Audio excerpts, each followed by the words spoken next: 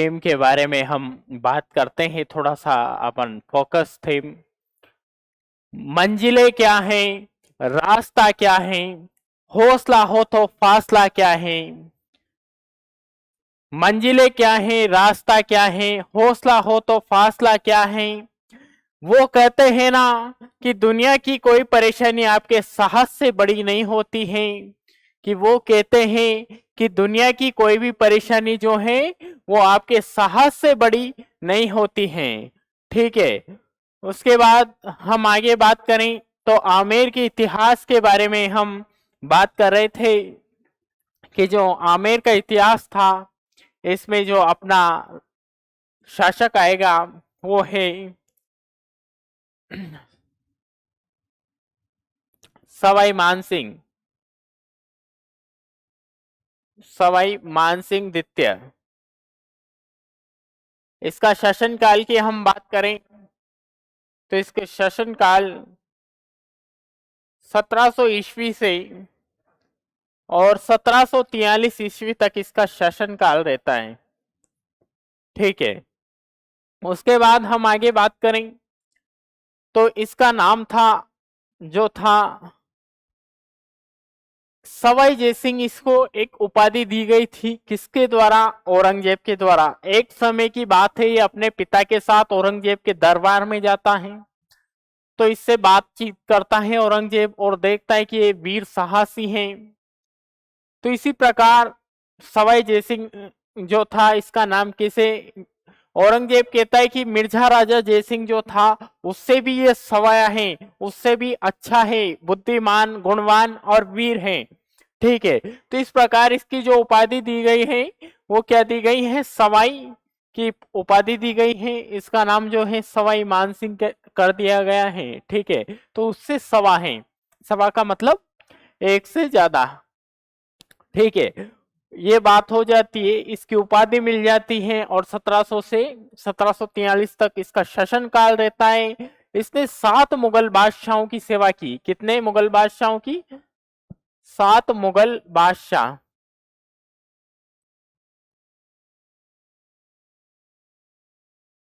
किस?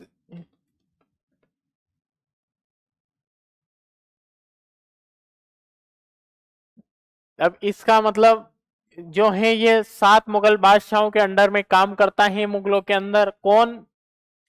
सवाई मानसिंह द्वितीय। ठीक है। उसके बाद इसने देखा अनेक प्रकार के जो कल्चर एक्टिविटी का कार्य भी किया और अलग अलग प्रकार के जो है इसके शासन काल में एक प्रसिद्ध समझौता आता है जिसे अपन बोलते हैं देबारी का समझौता हुआ था।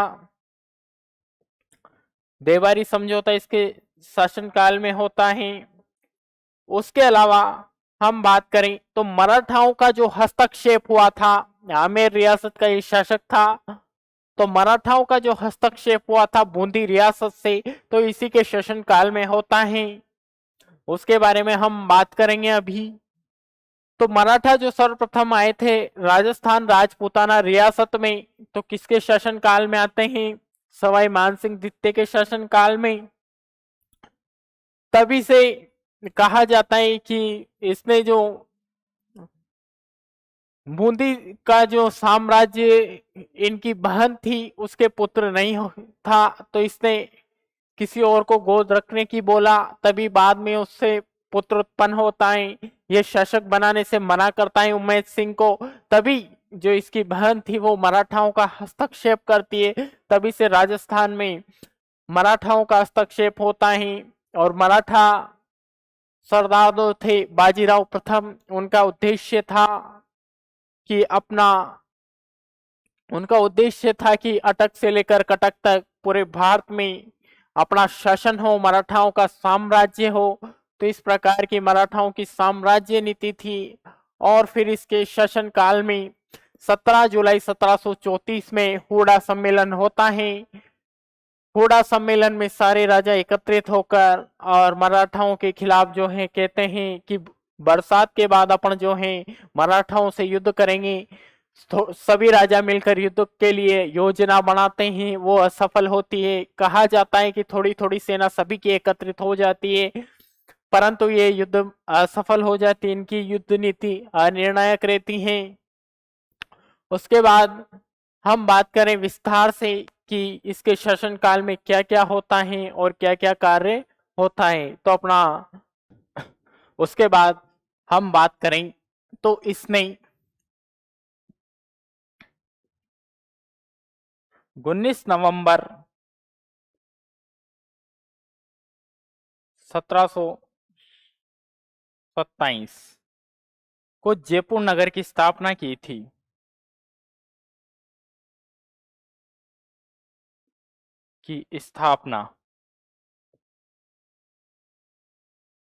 ठीक है, 1727 में जयपुर नगर की स्थापना करता है। कहा जाता है कि आमेर में जनसंख्या बढ़ गई थी, तो इसने सोचा कि एक नया शहर बनाया जाए। अब वो नया शहर कौन सा? जयपुर बनाता है, जयपुर का निर्माण कराता है। कहा जाता है कि जो जयपुर अभी वर्तमान जो जयपुर है, यहाँ पर शिकार होती हुआ करती थी। जो कछवाहा राजवंश के शासक थे राजा, वो आमेर से जयपुर में जो क्षेत्र है अभी वर्तमान, यहाँ पर पहले जंगल हुआ करता था। इस जंगल में एक शिकार होती हुआ करती थी, उसमें जानवर पानी पीने आया करते थे। उसी समय एक टीले पर बैठकर जो राजा हुआ करते थे आमेर के, वो शिकार करते थे। जानवर जैसे ही पानी पीने आएगा तो उसको शिकार कर लेते थे। तो इस प्रकार उस शिकार होदी को और पूरे जंगल को समतल प्लेन कराकर, और सवाई जयसिंह जो रहता है ये एक जयपुर शहर का निर्माण कराता है। और कहा जाता है कि जो इसका मानचित्र जिसने बनाया था वो विद्याधर भट्टाचार्य के द्वारा इसका मानचित्र बनाया गया कि जो यहाँ की सड़कें हैं 90 डिग्री के कोण के समान हैं, और सड़कें बड़ी बड़ी चौड़ी चौड़ी है। कहा जाता है कि सवाई जयसिंह एक ऐसा राजा था जिसने 300 वर्ष पहले ही पुरानी प्लानिंग सोच ली। अपन आज भी जयपुर जाते हैं, देखते हैं कि जयपुर की गलियां चौड़ी हैं, सड़कें चौड़ी हैं, डिवाइडर के 2 गाड़े इधर चल जाए 2 गाड़े इधर चल जाए। तो इस प्रकार जो है जयपुर की एक बहुत अच्छी शैली है। कहा जाता है कि सवाई जयसिंह अपने जो राजदूत रहते हैं उनसे कहता है कि विश्व में सबसे सुंदर शहर कौन से है, उनके आधार पर ही अपन अपना जयपुर शहर बसाएंगे। कहा जाता है कि जयपुर का जो पूर्ण नाम था वो था जयसिंह नगर, और उसका नाम बदलकर धीरे धीरे जयपुर पड़ा। आज भी जो गांव में लोग रहते हैं पुराने, वो जयपुर ही कहते हैं। और फिर धीरे धीरे अंग्रेजों के शासन काल आया और अंग्रेजों ने जयपुर का नाम बदलकर जयपुर किया। तो पहले के लोग इसको जयपुर के नाम से ही जानते थे, और इसका जो पहले नाम हुआ करता था सही वो जयपुर ही था। तो इस प्रकार जयपुर नगर की स्थापना जो अभी वर्तमान अपने राजस्थान है उसकी राजधानी जयपुर रहती है। उसका निर्माण जो कराया था, किसने कराया था? तो वो कराता है सवाई जयसिंह द्वितीय के द्वारा। 1727 ईस्वी में निर्माण कराता है। और इस यहाँ की सड़कें चौड़ी है, बहुत अच्छी शैली है। उसके अलावा सबसे सुंदर शहर भारत का जो माना गया है प्राचीनतम समय से, वो कौन सा था? जयपुर। जयपुर बहुत सुंदर शहर था। और उसके बाद जो नए नए शहर काफी बने, पर जो पुरानी सिटी में जो आता है वो जयपुर भी अपनी चित्रकला, सौंदर्य और सड़कें सुंदर सुंदर, और पिंक सिटी के नाम से इसको जाना जाता है। पूरा एक एरिया जो है पिंक सिटी के नाम से जाना जाता है। तो जयपुर नगर की स्थापना सवाई जयसिंह के द्वारा करवाई गई। और हम बात करते हैं विस्तार से, तो इसके बीच में जो शासक भी आते हैं, 89 ईस्वी तक राम सिंह रहता है शासक, और फिर बिशन सिंह रहता है 1689 से 1700 ईस्वी तक। ठीक है, और अपना सवाई जयसिंह द्वितीय आता है 1700 ईस्वी से 1743 ईस्वी तक। सवाई जयसिंह का जन्म 1688 में हुआ और 12 वर्ष की आयु में आमेर के शासक बने हैं। कितने वर्ष की आयु में शासक बने हैं?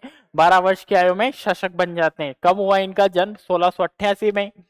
सवाई जयसिंह का वास्तविक नाम विजय सिंह था, परंतु औरंगजेब ने इसका नाम जयसिंह करके इसे सवाई की उपाधि दी थी। इसका नाम क्या था? विजय सिंह। पर इसको कहा कि जो मिर्जा राजा जयसिंह है उससे भी ये एक कदम आगे, तो इसका नाम बदल कर क्या कर दिया? सवाई। ये उससे भी सवाया है, इसलिए इसका नाम क्या है? सवाई जयसिंह। तो वो जयसिंह प्रथम था और ये द्वितीय हो गया। ठीक है।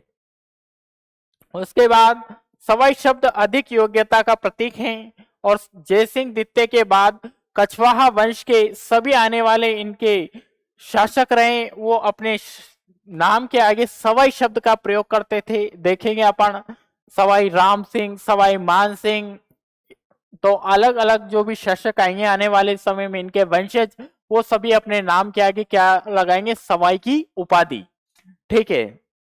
उसके बाद औरंगजेब की मृत्यु के बाद 1707 में उसके पुत्रों आजम व मुअज्जम के मध्य जाजव का युद्ध हुआ, जिसमें सवाई जयसिंह आजम की ओर से लड़ता हुआ पराजित हुआ और मुअज्जम युद्ध जीतकर बहादुर शाह प्रथम के नाम से मुगल शासक बना। कौन बन जाता है शासक?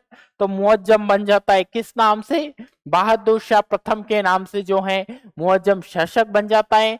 और जो अपने सवाई जयसिंह रहता है, किसका साथ देता है? आजम का, जो पराजित हो जाता है। ठीक है। तो इसी प्रकार धीरे धीरे मुगल साम्राज्य का भी पतन होता जा रहा था। औरंगजेब के पुत्र आपस में लड़ते हैं। उसके बाद बहादुर शाह प्रथम ने सवाई जयसिंह से नाराज होकर और आमेर छीन लेता है और आमेर का नाम बदलकर इस्लामाबाद और मोमिनाबाद कर देता है। क्या नाम करता है? इस्लामाबाद और मोमिनाबाद। आमेर का नाम बदलकर चेंज कर देता है। इस्लामाबाद पाकिस्तान की राजधानी बना देता है। तो वर्तमान पाकिस्तान की राजधानी इस्लामाबाद ही है। तो ये नाम कर देता है इस्लामाबाद, मोमिनाबाद। ठीक है। कौन करता है ये? तो बहादुर शाह प्रथम। सवाई जयसिंह ने मुगलों के विरुद्ध 1707 में मेवाड़ महाराणा अमर सिंह द्वितीय और मारवाड़ महाराणा अजीत सिंह के साथ एक समझौता किया, जिसे देवारी, उदयपुर में यह समझौता होता है तो उसे देवारी का समझौता कहते हैं। किस किस के मध्य हुआ? तो मेवाड़ महाराणा अमर सिंह और सवाई जयसिंह और अजीत सिंह। कहाँ का शासक था अजीत सिंह? मारवाड़ का।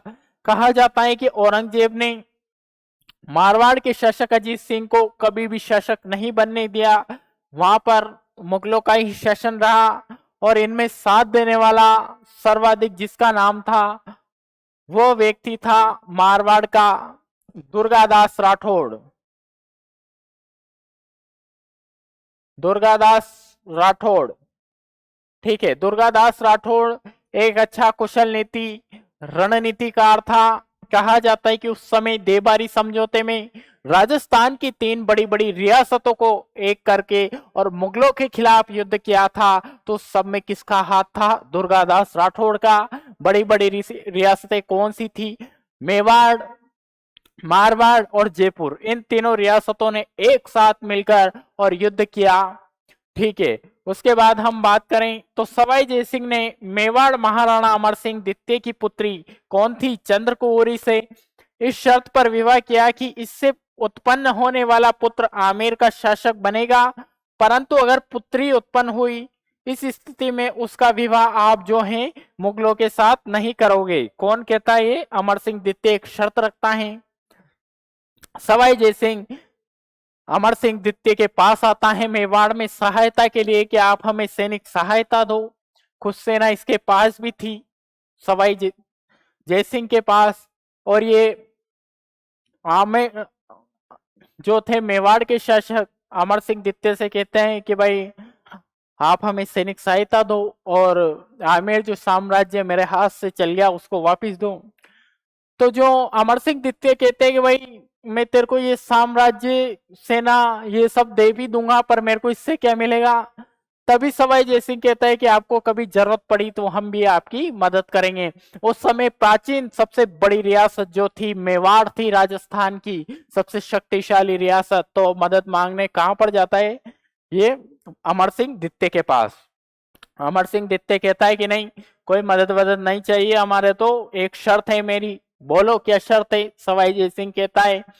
तो अमर सिंह द्वितीय कहते हैं कि मेरी एक शर्त है कि मेरी एक पुत्री है, कौन? चंद्रकुंवरी, उससे तेरे को विवाह करना पड़ेगा। अमर सिंह कहता है ये बात। तभी सवाई जय सिंह जो था, कौन? सवाई जय सिंह, ये कहता है कि साहब विवाह विवाह तो कर लेंगे अपन, कोई टेंशन नहीं है, ठीक है भाई तू विवाह तो कर लेगा, पर एक शर्त है विवाह में भी कि बोलो कि चंद्रकुंवरी से जो पुत्र उत्पन्न होगा उसको आमेर का तेरे बाद शासक बनाएगा। सवाई जय सिंह जो था वो कह देता है कि ठीक है साहब मंजूर है, और पुत्री हुई तो आप कभी भी मुगलों के साथ उसका विवाह नहीं करोगे, वैवाहिक संबंध स्थापित नहीं करोगे। तो ये शर्त कौन रखता है? अमर सिंह द्वितीय, मेवाड़ के शासक। ठीक है, तो ये शर्त मंजूर कर लेता है कि ठीक है साहब डन है, हमें मंजूर है, ऐसा ही करूंगा। मेरे पास जो उत्तराधिकारी बनेगा आमेर का, वो चंद्रकुंवरी से उत्पन्न पुत्र बनेगा। चंद्रकुंवरी के पुत्री हुई तो उसको मुगलों के साथ वैवाहिक संबंध स्थापित नहीं करेंगे, उससे मुगलों की से विवाह नहीं करेंगे। तो ये शर्त हो जाती है, ठीक है। उसके बाद सवाई जय सिंह ने मारवाड़ के अजीत सिंह की पुत्री सूरज कुंवरी से भी विवाह किया था, जिससे ईश्वरी सिंह नामक पुत्र हुआ था, ठीक है। तो इसी प्रकार मारवाड़ में भी ये जाता है, और अजीत सिंह जो रहता है इसकी पुत्री थी सूरज कुंवरी से, उससे भी विवाह करता है, ठीक है। तो मारवाड़ के शासक से भी ये मदद मांगता है, मेवाड़ से भी ये मदद लेता है। तो इसी प्रकार सबसे मदद लेकर और फिर ये चंद्रकुंवरी से भी विवाह कर लेता है, सूरज कुंवरी से भी विवाह कर लेता है। फिर अपन आगे देखेंगे कि चंद्रकुंवरी का जो पुत्र रहता है और सूरज कुंवरी का पुत्र रहता है, दोनों में आगे जाके उत्तराधिकार संघर्ष होगा, ठीक है। तो इसके बारे में हम आगे बात करेंगे। तो सवाई जय सिंह निम्न 7 मुगल शासकों की सेवा करता है। अब किस किस की ये सेवा करता है? औरंगजेब 1658 से और 1707 ईस्वी तक, ठीक है। तो ये सेवा करता है। 1658 ईस्वी जब इसके पिताजी थे उसके शासन काल से लेकर और 1707 में औरंगजेब की मृत्यु हो जाती है, तब तक ये उसके सेवा में रहा है 49 वर्ष। और बहादुर शाह प्रथम 1707 से 1712 ईस्वी तक 5 वर्ष, और जहादर शाह 1712 से 1713 ईस्वी 1 वर्ष तक इसकी सेवा में रहा। फर्रुख शेर का नाम आता है 1713 से 1719 ईस्वी तक, 6 वर्ष तक फर्रुख शेर में रहा। उसके बाद रफी उर दर्जात, रफी उद्दौला और मोहम्मद शाह 1719 से 1748 29 वर्ष तक इसकी सेवा में रहा मोहम्मद शाह। तो इस प्रकार ये 7 जो है मुगल शासकों की सेवा में अधीनता में रहा, और इनके साथ अनेक प्रकार के युद्ध किए और अलग अलग अभियानों पर गया, और मराठाओं से युद्ध किए, मालवा के जो हुआ भरतपुर का विद्रोह हुआ उसका दमन किया, ठीक है। मालवा में मराठाओं से युद्ध किया इसने। तो अनेक प्रकार के कार्य रहे। उसके बाद औरंगजेब ने सवाई जय सिंह को राज राजेंद्र सवाई की माही मरातीब की उपाधियां दी थी। तो कौन देता है? औरंगजेब इसको राज राजेंद्र की उपाधि, सवाई की जो है उपाधि कौन देता है? औरंगजेब, ठीक है। जहादर शाह ने सवाई जय सिंह को मिर्जा राजा सवाई की उपाधि दी थी, ठीक है। उसके बाद फर्रुख शेर ने सवाई जय सिंह को 7,000 का मनसब दिया था। कौन देता है? फर्रुख शेर। किसको? सवाई जय सिंह को 7,000 का मनसब जो है वो देता है। मोहम्मद शाह ने सवाई जय सिंह को राज राजेश्वर राजाधिराज श्री की उपाधि दी थी कि आप राज राजेश्वर हो, राजाधिराज, सभी राजाओं के राजा हो। तो ये उपाधि कौन देता है? तो वो देता है मोहम्मद शाह। राज राजेश्वर कहा जाता है कि भरतपुर में, भरतपुर जो क्षेत्र था उस समय जाटों का विद्रोह हो रहा था मुगलों के खिलाफ, तो उसके लिए जो दमन करने गया था तो कौन जाता है? सवाई जय सिंह। उसको भेजता है मोहम्मद शाह और कहता है कि तू जा, ये तेरे राजस्थान का ही मैटर है भाई, चल जा। ये जाता है और वहां पे जाट विद्रोह होता है। जो मुगल सैनिक वहां से गुजरते थे उनकी गाड़ियां, तो जो जाट शासक थे उस समय, वो लूटपाट कर लेते थे, उनसे टैक्स लेते थे भारी मात्रा में, और जाटों ने मुगलों के खिलाफ भारी मात्रा में विद्रोह कर दिया था। तो इस सबसे परेशान होकर किसको भेजते, सवाई जयसिंह। सवाई जयसिंह उसके बाद वहां पे जाता है, समझाता है वहां पर। तो इस प्रकार जो भरतपुर का जाट बाहुल्य क्षेत्र था वहां पर कंट्रोल कर लेता है ये, तभी इसको ये राजेश्वर और राजाधिराज की उपाधि दी जाती थी। किसको, सवाई जयसिंह को दी गई थी। ठीक है, तो सवाई जयसिंह ने मुगलों के समर्थन में जाटों के विद्रोह का दमन किया था, और जिसमें जाट नेता बदन सिंह ने सवाई जयसिंह को सहयोग किया था।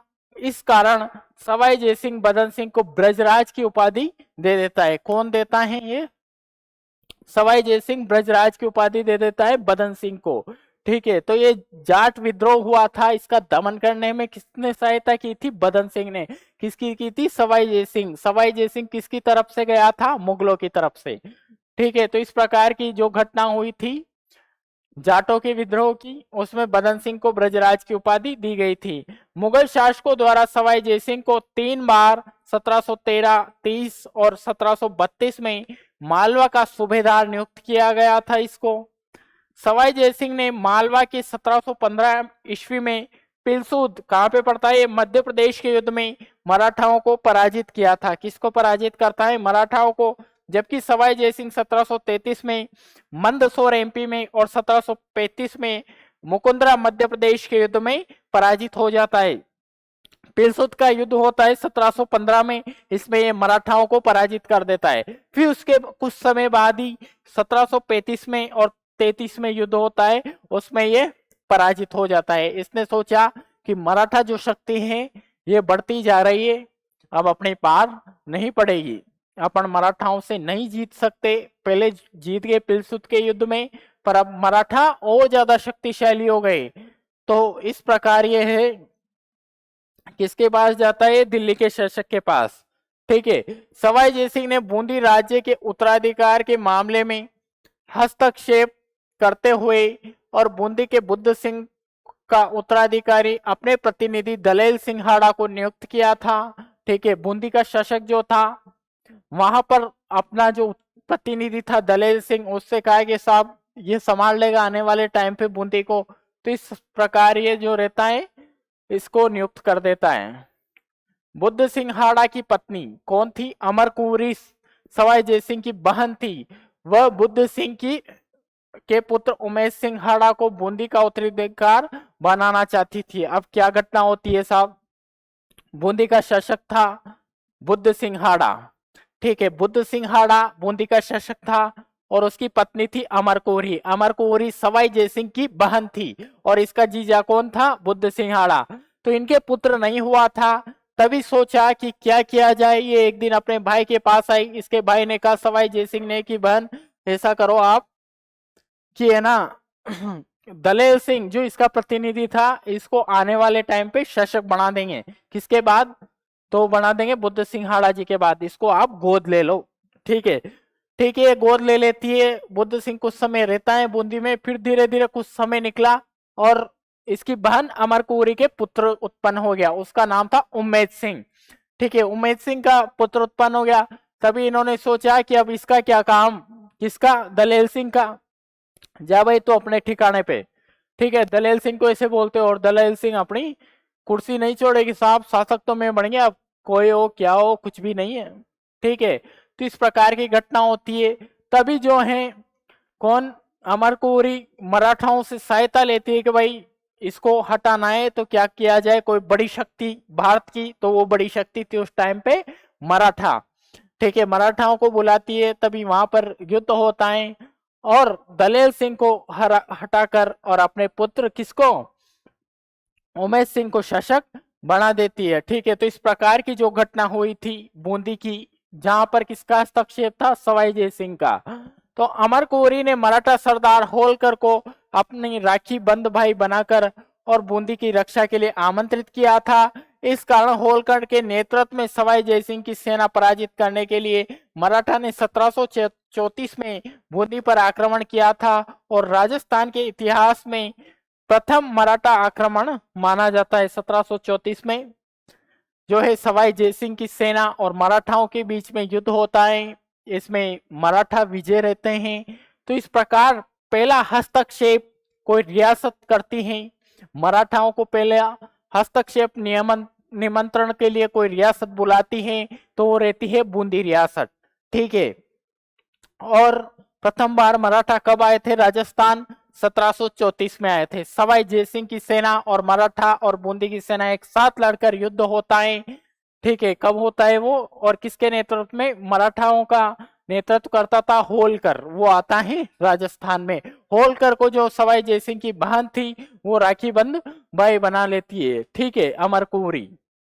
उसके बाद हम आगे बात करें तो मराठा के राजपूताना से बाहर निकालने के लिए सवाई जयसिंह ने 17 जुलाई 1734 में हुड़ा, कहां पे पड़ता है? भीलवाड़ा नामक स्थान पर मेवाड़ महाराणा जगत सिंह द्वितीय की अध्यक्षता में एक सम्मेलन का आयोजित करता है। तो सवाई जयसिंह जो रहता है 17 जुलाई 1734 में योजना बनाते हैं राजपूताना के सारे राजा। हुड़ा सम्मेलन जो असफल रहता है कि भाई मराठाओं को राजस्थान से बाहर निकाला जाए, बाहर किया जाए।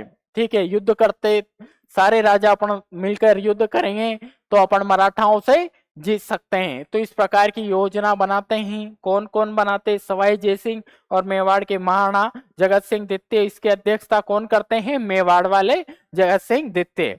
ठीक है। क्योंकि मेवाड़ रियासत उस समय की सबसे प्राचीन, सबसे बड़ी और सबसे शक्तिशाली रियासत हुआ करती थी। तो हुड़ा सम्मेलन की अध्यक्षता कौन करते हैं? जगत सिंह द्वितीय। ठीक है।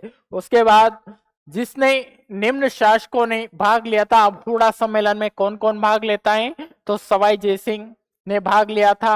आयोजक जो मैनेजमेंट व्यवस्था थी जयपुर में, जयपुर वाला शासक। ठीक है, सवाई जयसिंह इसने देखा। उसके बाद जगत सिंह द्वितीय ये अध्यक्ष थे उसके। उदयपुर मेवाड़ रियासत के गोपाल पाल कहाँ के शासक थे? करौली के। दुर्जन शालहाड़ा कोटा के शासक जो थे ये भी उसमें जाते हैं। 1734 में हुड़ा सम्मेलन का जो मीटिंग हुई थी, भाग लिया था सभी राजाओं ने, उसमें ये राजा जाते हैं। ठीक है। तो दुर्जन शालहाड़ा कोटा के शासक ये भी जाते हैं। दलेल सिंह हाड़ा बूंदी के शासक ये भी जाते हैं। राज सिंह किशनगढ़ के शासक ये भी जाते हैं। और जोरावर सिंह बीकानेर के शासक भी जाते हैं।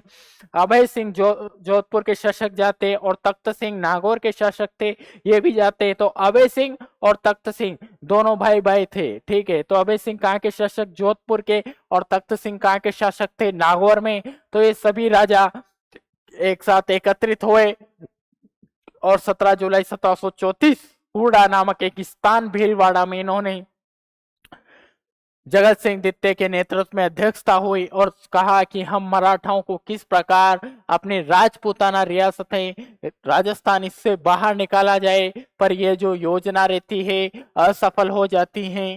और हर राजा का एक स्वाभिमान था कि हम किसी के नीचे काम नहीं करें, किसी के झंडे के नीचे हम काम नहीं करेंगे। तो इस प्रकार ये क्या हो जाता है? हुड़ा सम्मेलन असफल।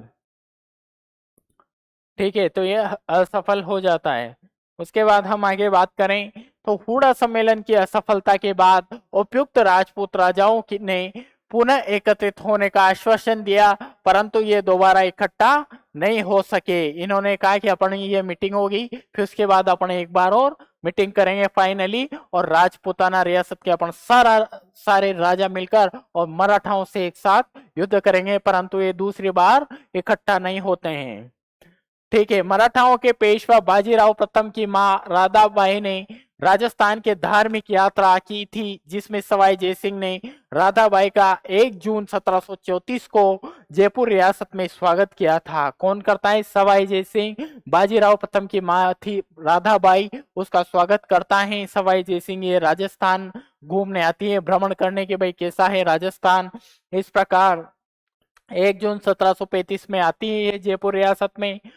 अक्टूबर 1735 में पेशवा बाजीराव प्रथम राजपूताना की यात्रा में निकला था और बाजीराव प्रथम ने 1736 में उदयपुर में महाराणा जगत सिंह द्वितीय से भेंट की थी। किससे भेंट करता है बाजीराव प्रथम?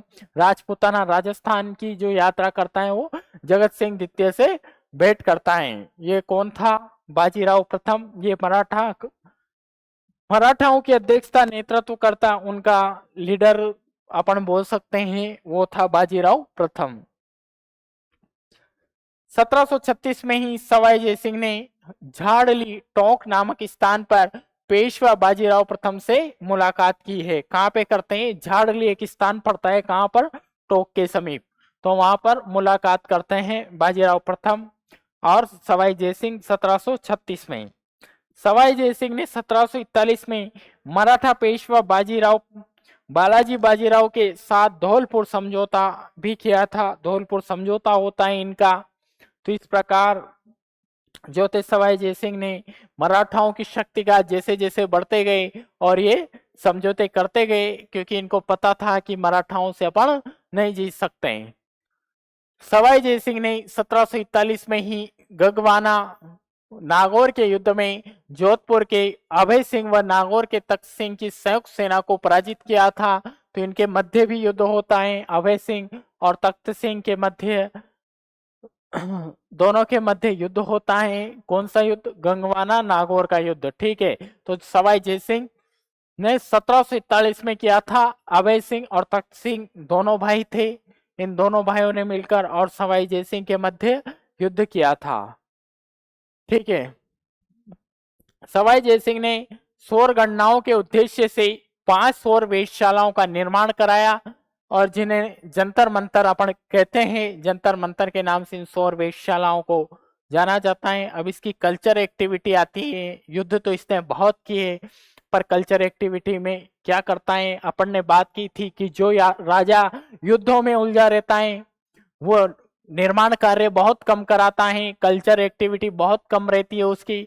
पर इसके सवाई जयसिंह के काल में ऐसा नहीं है। इसने युद्ध भी बहुत किए, पर इसके शासन काल में निर्माण कार्य भी बहुत सारे हुए। अब अपन निर्माण कार्यों के बारे में हम बात करेंगे कि क्या क्या निर्माण कार्य कराए। तो इसने 500 वेधशालाओं का निर्माण कराया, जिन्हें अपन क्या कहते हैं? जंतर मंतर के नाम से इन्हें जाना जाता है। तो कौन कौन सी कहां पे कराता है? जयपुर, दिल्ली, जयपुर, मथुरा, उज्जैन, वाराणसी। वाराणसी में कौन कौन से क्षेत्र? काशी, बनारस आ जाते हैं। पहला जंतर मंतर 1724 में दिल्ली में बनवाया गया था, जबकि सबसे प्रसिद्ध व सबसे बड़ा जंतर मंतर कहां पर है? जयपुर का है, जिसका निर्माण 1728 में करवाया गया था। 1728 में जयपुर के जंतर मंतर का निर्माण करवाता है। सबसे सुंदर और सबसे बड़ा जंतर मंतर माना जाता है। ठीक है, उसके बाद जयपुर के जंतर मंतर में सवाई जयसिंह ने ऊंचाई मापने का यंत्र राम यंत्र और सम्राट यंत्र के नाम से सूर्य घड़ी का निर्माण करवाया था। राम यंत्र वो सम्राट यंत्र का निर्माण करवाता है उसमें, उसके अलावा सूर्य घड़ी का भी ये निर्माण कराता है। सूर्य घड़ी वह जो सूर्य के हिसाब से बड़ी सी घड़ी रहती है और ऑटोमेटिक चलती रहती है, तो सूर्य घड़ी का भी ये निर्माण करवाता है। सम्राट यंत्र को दुनिया की सबसे बड़ी घड़ी माना जाता है। दुनिया की सबसे बड़ी घड़ी कौन सी? सम्राट यंत्र। सवाई जयसिंह ने 1734 में जयपुर के जयमल के सूर्य पैलेस में गोविंद देव जी के मंदिर का निर्माण करवाया और यह मंदिर गौड़ीय संप्रदाय से संबंधित है। तो सवाई जयसिंह जो था इसने गोविंद देव जी के निर्माण का मंदिर का निर्माण कराता है। और कौन से संप्रदाय से संबंधित था ये? तो गौड़ीय संप्रदाय से संबंधित था। तो इसने कई मंदिरों के निर्माण कराए, कहीं महल बनाए, जंतर मंतर बनाए, जयपुर शहर का निर्माण करवाया। तो अनेक प्रकार के निर्माण कार्य जो हैं सवाई जयसिंह के द्वारा करवाए गए थे। गोविंद देव जी के 3 विग्रह हैं जो निम्न प्रकार हैं। ठीक है, गोविंद देव जी का मंदिर मुख्य विग्रह कहां पर है? ये जयपुर में। गोपीनाथ मंदिर वक्ष विग्रह ये भी जयपुर में है। उसके बाद मदन मोहन मंदिर चरण विग्रह ये करौली में। तो इनके जो अलग अलग प्रकार से विग्रह हैं ये किस प्रकार है? मेन मंदिर है वो मुख्य विग्रह कहां पे है? जयपुर में। उसके अलावा गोपीनाथ मंदिर वक्ष विग्रह कहां पर है? जयपुर में। उसके बाद मदन मोहन मंदिर का रहता है चरण विग्रह, वो कहां पर है? करौली में। तो इस प्रकार ये विग्रह की बात हो जाती है। गोविंद देव जी के गोविंद देव जी की मूर्ति 1669 में महाराजा राम सिंह प्रथम द्वारा वृंदावन से लाकर कामा भरतपुर में स्थापित करवाई थी। ठीक है, जहां से इस मूर्ति को सवाई जयसिंह ने 1714 में आमेर लाकर वहां कनक वृंदावन बगीचे में स्थापित करवाया था। कहां पर लाता है? कनक वृंदावन बगीचा कहां पर है? ये आमेर में। 1714 में वहां पर स्थापना करा देता है और 69 में 1669 में राम सिंह प्रथम जो थे वो वृंदावन से इस मूर्ति को लाते हैं और कहां पर? कामा भरतपुर में इसकी स्थापना करा देते हैं। जो वर्तमान गोविंद देव जी की मूर्ति है वो कहां से लाई गई थी? मेन वृंदावन से। किसके द्वारा? राम सिंह प्रथम के द्वारा ये मूर्ति लाई गई थी। 1734 में इस मूर्ति को जयपुर जयमल व सूर्य पैलेस में स्थापित करवा दिया गया था। कहां पे कराते हैं? 1734 में इस मूर्ति को जयपुर के जयमल और सूर्य पैलेस में स्थापित कराए गए थे। ठीक है, जहां पर राजा का महल, उसके जस्ट सामने जो है गोविंद देव जी की मूर्ति की स्थापना करवाई गई और गोविंद देव जी का मूर्ति की स्थापना कराकर मंदिर का निर्माण करवाया गया। तो राजा सुबह उठते ही सबसे पहले गोविंद देव जी के दर्शन कर सके, ऐसा माना जाता है।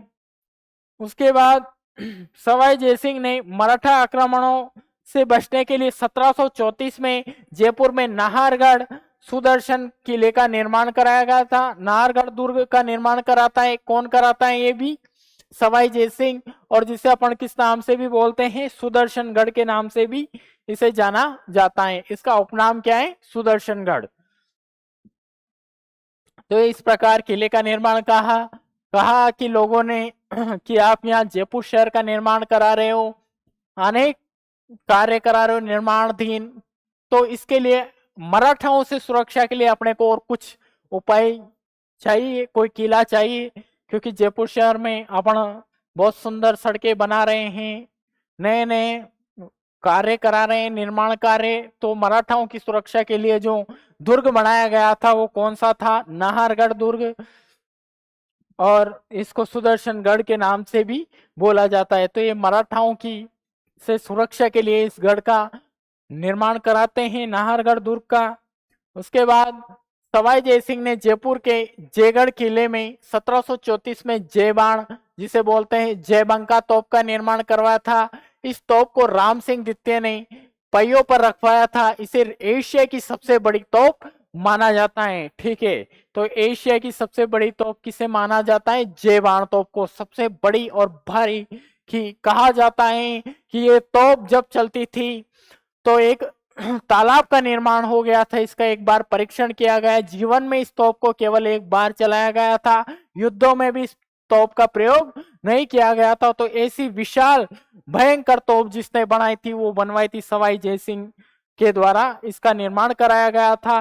कहा जाता है कि इसकी गरज इतनी थी कि 40 किलोमीटर तक का एरिया गरजता था और गर्भवती महिलाओं के गर्भ इसकी गर्जन से गिर जाते थे। तो ऐसी भयंकर तोप सवाई जयसिंह के शासन काल में जयबाण और जयबंका तोप का निर्माण कराया था। इसको पहियों में किसने स्थापित करवाया था? तो पहियों में राम सिंह द्वितीय ने इसको पहियों पर रखवाया। आज भी अपन वर्तमान में देखते हैं तो यह तोप दुर्ग में स्थित है और ऐसी विशाल का है तो जिसका निर्माण सवाई जयसिंह के द्वारा करवाया गया था और एशिया की सबसे बड़ी तोप इसको माना जाता है। इससे बड़ी कोई तोप एशिया में नहीं थी। ठीक है, जयबाण तोप का युद्ध में प्रयोग नहीं किया गया था। इसका प्रथम परीक्षण जो किया गया था कब किया गया था? 1734 में। तब इसका गोला चाकसू कहां पे पड़ता है? जयपुर के नजदीक एक चाकसू क्षेत्र पड़ता है, वहां के निकट गिरा था। वहां आकर इसका गिरा था जहां गोला ऐसा गिरा जहां पर गोलेला बास नामक तालाब बन गया। जैसे इसका परीक्षण किया तभी जो है जयपुर में गोलेराव तालाब का निर्माण हो जाता है। ऐसा भयंकर तोप से गोला जैसे छोड़ा और वो वहां जाकर तालाब एक क्षेत्र का निर्माण हो जाता है। ऐसा गड्ढा हो गया उससे देखते हैं तो अपन। तो इस प्रकार की इतनी भयंकर जो तोप थी उसका निर्माण जयबाण का निर्माण करवाया गया था। एशिया की सबसे बड़ी तोप इसको केवल एक बार चलाया गया था परीक्षण के लिए, ठीक है, जहां पर चाकसू में गोलेराव तालाब का निर्माण हो जाता है, ठीक है। उसके बाद जेम्स टोड ने लिखा था कि सवाई जयसिंह के समय जयपुर हिंदू विद्या का महान केंद्र हो गया था। कर्नल जेम्स टोड जो इतिहासकार रहते हैं कहते हैं कि सवाई जयसिंह के शासन काल में जयपुर जो था वो विद्या का एक हिंदू विद्या का एक केंद्र बन गया था। तो ये अपने इतिहासकार कर्नल जेम्स टोड जो थे वो कहते हैं। उसके बाद सवाई जयसिंह ने जयपुर में निम्न निर्माण कार्य कराए। अब इसने और क्या क्या निर्माण कार्य कराए उसके बारे में हम बात करें तो इसके निर्माण कार्य में नाहरगढ़ का किला इसने बनवाया। कहां पर? जयपुर में, ठीक है। तो नाहरगढ़ के किले का निर्माण करवाता है ये। गोविंद देव जी के मंदिर का निर्माण कराता है ये, ठीक है। कल्की मंदिर का निर्माण कराता है। जलमहल का निर्माण कराता है। मानसागर झील के मध्य है जलमहल, उसका निर्माण कौन कराता है? सवाई जयसिंह। तो इसने युद्ध भी किए, कल्चर एक्टिविटी निर्माण कार्य पर भी ध्यान दिया। तो ये एक ऐसा महान विद्वान शासक वीर रहा है जिसने जयपुर नगर की भी स्थापना करवाई थी। मांझी भाग का निर्माण करवाया, जय महल का, सूर्य पैलेस, सिसोदिया रानी का महल भी इसने बनवाया था और चंद्रमहल भी ये बनवाता है, ठीक है। सवाई जयसिंह की मृत्यु कब हुई? 1 सितंबर 1743 ईस्वी को। उसकी छतरी कहां पर स्थित है? जयपुर में। कहां पर? गेटोर नामक एक स्थान है, वहां पर इसकी छतरी बनी हुई है, ठीक है। और आने वाले इसके जो वंशज रहे हैं, इसका जो पुत्र रहेगा सूरज कुंवरी से उत्पन्न पुत्र ईश्वरी सिंह, उससे लेकर और मान सिंह द्वितीय तक की सभी की छतरियां जो हैं कहां पर बनी हुई है? गेटोर में। आने वाले सभी कछवार शासकों की छतरियां कहां पर बनी है? छतरियां जो बनी हुई है गेटोर, ठीक है। तो इसकी मृत्यु कब हुई? 1 सितंबर 1743 ईस्वी को इसकी मृत्यु हो जाती है। तो ये अपने बात की आज सवाई जयसिंह की। इसने जयपुर नगर की स्थापना की, अनेक निर्माण कार्य कराए। प्रसिद्ध गोविंद देव जी के मंदिर का निर्माण इसके द्वारा करवाया गया। राम सिंह प्रथम द्वारा गोविंद देव जी की मूर्ति वृंदावन मथुरा से लाई गई थी, उसका निर्माण कराता है ये। और ये गोविंद देव जी को अपने आराध्य मानते थे, दीवान मानते थे स्वयं को गोविंद देव जी का। तो इस प्रकार जो है इसने अनेक कार्य किए। 7 मुगल शासकों की इसने सेवा में रहे। मराठाओं से अनेक प्रकार के युद्ध किए। हुडा सम्मेलन में ये सवाई जयसिंह साथ थे, जगत सिंह द्वितीय उसके नेतृत्व करता थे। तो ये बहुत बड़ा शासक और महत्वपूर्ण शासक है। किसी भी प्रकार से इसमें क्वेश्चन पूछा जा सकता है कि गोविंद देव जी के मंदिर का निर्माण किसने कराया, देवारी समझौता किसके शासन काल में हुआ, उसके अलावा ईश्वरी सिंह किसका पुत्र था, जल महल का निर्माण किसने कराया। तो अनेक प्रकार से ये एक बहुत महत्वपूर्ण शासक था। और अपना जो अगला शासक आएगा वो है ईश्वरी सिंह, उसके बारे में हम बात करेंगे अगली क्लास में। अभी के लिए धन्यवाद।